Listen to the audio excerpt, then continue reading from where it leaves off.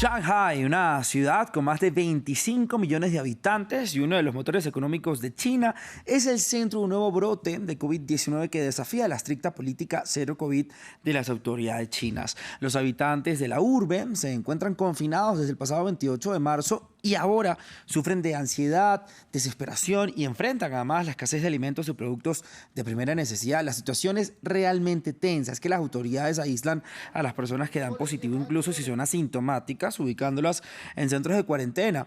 Pero con más de 28.000 nuevos casos diarios en los últimos días, el aislamiento sistemático, pues por supuesto, se va a ir complicando. Hoy se conoció la muerte de 3 adultos mayores, consecuencia del COVID-19. Y para ello entonces quiero saludar a nuestro segundo invitado del día.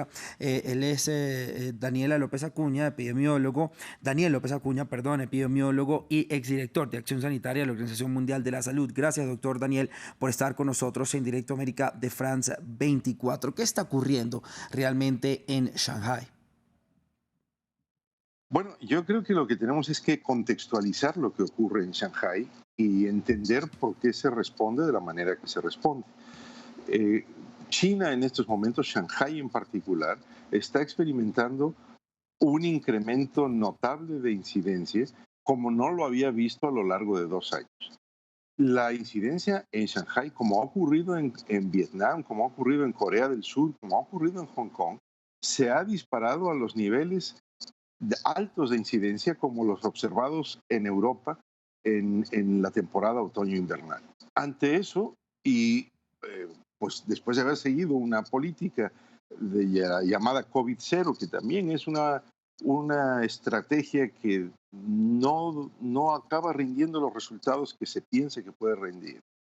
Lo que tienen que enfrentar el gobierno de China y la ciudad de Shanghái es contener la transmisión.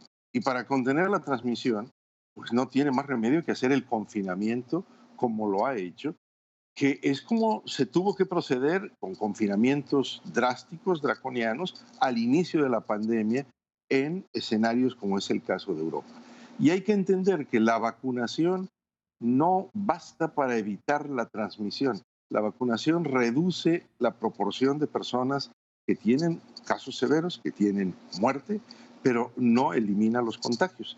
Y entonces lo que China tiene que hacer en estos momentos es hacer todo lo posible para no sobresaturar su estructura asistencial, para poder contener la transmisión y para poder frenar la expansión del virus y el incremento de incidencia. Claro, doctor, pero esta política tan estricta sí realmente ha tenido los resultados que quiere el gobierno, porque estamos viendo igual 28.000 hasta 30.000 casos diarios de COVID-19, ya la gente obviamente desesperada en sus casas, estamos viendo incluso algunos lo comparan con un confinamiento más estricto casi que al principio de la pandemia o igual.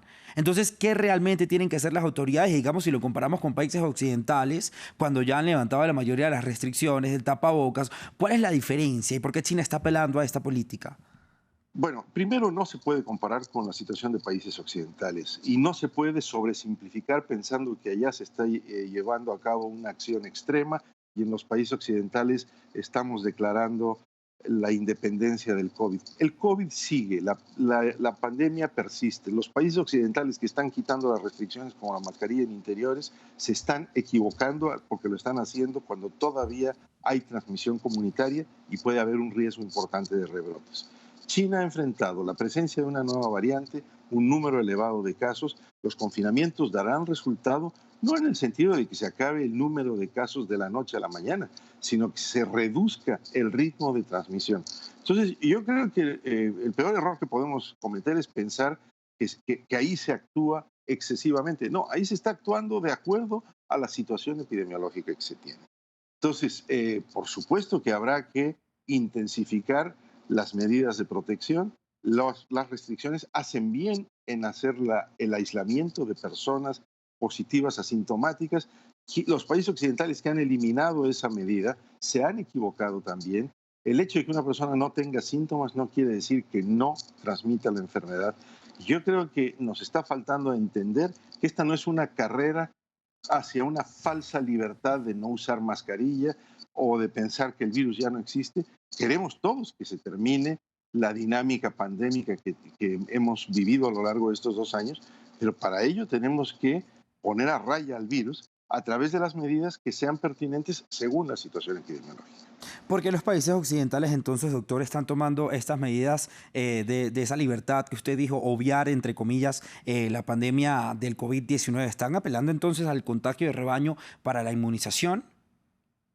Bueno, primero, científicamente sabemos que la inmunidad de rebaño no se produce en el caso de COVID-19.